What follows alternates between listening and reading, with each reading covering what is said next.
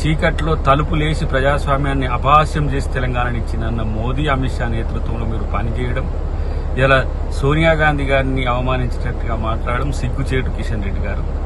Of course ఆ రోజు మీరు జేఏసీలో మాతో కలిసి దీక్షలు చేసిండ్రు, పోరాటాలు చేసిండ్రు, కాదనలేము. కానీ మీరు రాజకీయాల కోసం లేదంటే ఇలా తెలంగాణలో మీ అస్తిత్వాన్ని నిలుపుకోవడం కోసం తెలంగాణ ఇచ్చిన తల్లిని, తెలంగాణ తల్లి సోనియా గాంధీని కించపరిచే విధంగా మాట్లాడడం, ఆమె ఏ హోదాలో తెలంగాణలో పాల్గొంటుందనడం అనేది నిజంగా ఒక రకంగా మీకే అవమానకరం.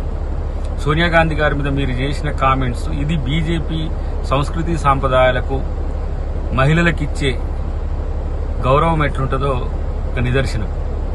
కాబట్టి ఇప్పటికైనా మీ వ్యవహార శైలి లేదంటే మీ యొక్క ఆలోచన తీరు మార్చుకోకపోతే ప్రజలు దేశంలో కూడా ఇలా తిరస్కరించే స్థితికి వచ్చిందనే విషయం గుర్తుపెట్టుకోండి.